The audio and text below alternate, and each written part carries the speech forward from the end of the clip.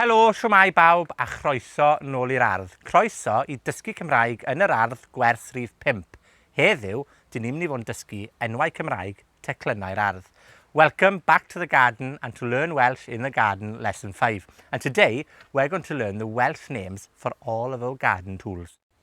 It's an absolute scorching, boiling hot July day in the garden, and I thought I'd show you how to use a rake in Welsh. But the problem is, I've only gone and filled up every single bed that I've got with vegetables. So just pretend that this bit of grass here is a vegetable. So in Welsh, we call this raka. Raka.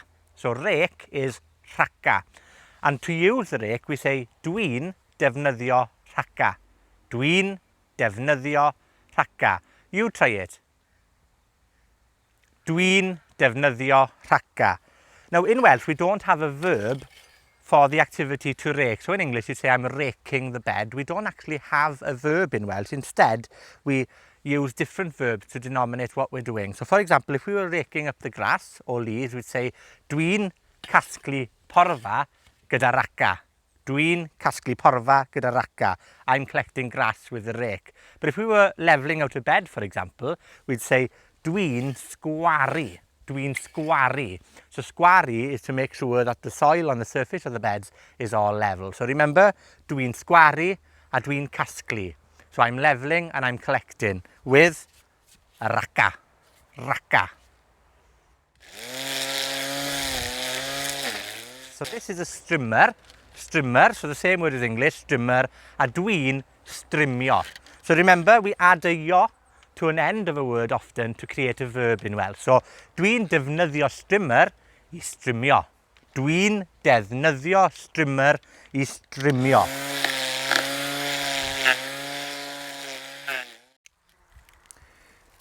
Dwi'n tocio. I'm pruning. Dwi'n tocio. And I'm using a siswrn tocio. Siswrn tocio. Pruning shears. So, dwi'n tocio gyda siswrn tocio. Dwi'n tocio. With the summer sun and the recent rain, I don't know about yourselves, but there's a need to weed in the garden everywhere. And when we weed the garden in Welsh, we chwynnu'r ardd. Chwynnu'r ardd. So the verb to weed is chwynnu. And the word for weed is chwyn. So this is a chwyn, a weed. But the verb is chwynnu. And I'm using a chwynwr. Chwynwr, so a weeder. Dwi'n chwynnu'r ardd gyda chwynwr. Dwi'n chwynnu'r ardd gyda chwynwr. I'm weeding the garden with a weeder.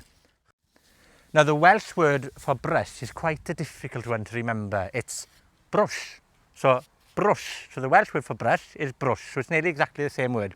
And the verb to brush is brwsio. Brwsio. Dwi'n brwsio'r ardd. I'm brushing the garden. Dwi'n brwsio'r ardd gyda brush. Dwi'n brwsio'r ardd gyda brush. So you try it. You try the word brush. Brush. Dwi'n brwsio. Dwi'n brwsio'r ardd. I'm brushing the garden. You could also say, dwi'n brwsio'r llwybr. Dwi'n brwsio'r llwybr. I'm brushing the path. Dwi'n brwsio'r llwybr. In my case, dwi'n brwsio'r pren. Dwi'n brwsio'r pren. I'm brushing the wood. Pren. Dwi'n brwsio'r pren. Now, this tool doesn't get much use in my garden anymore because I garddio dim palu. Garddio dim palu. I follow no-dig gardening. So this has been redundant for quite a few years. But the Welsh word for this is pal. Pal. So think of it as your friend. It's your pal. But it's a pal. And the Welsh verb to dig or to use a spade is palu. Palu. So get pally with your pal. But I would encourage you not to get pally with your pal and not to dig the garden at all, obviously. But this is a pal. Pal. The Welsh word for garden fork is forch. Forch. So do you remember the ch sound? Next door's cat is getting quite angry with a ch. So forch. Forch. So this is a forch. And to fork is forchio. Forchio. So dwi'n forchio. I'm forking. Dwi'n forchio. You probably don't use that verb often in the garden, but we're up on the domen compost, the compost heap, and I'm going to move some weeds from this bay into this bay and defnyddio forch. Defnyddio forch.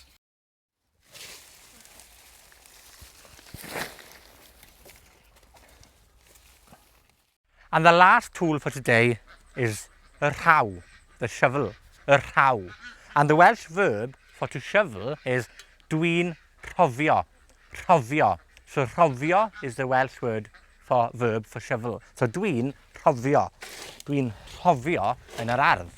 Dwi'n rhofio yn yr ardd. I'm shoveling in the garden. Now, it's too hot to shovel, and I hate shoveling, so I'm definitely not going to be doing a lot of shoveling or rhofio yn yr ardd over the weekend. But I hope this lesson has given you a few key words for the tools in Welsh. And if you've got any questions, as always, gadewch sylw o dan y fideo. Leave a comment under the video. Tan y tro nesa, pob hwyl ar dysgu.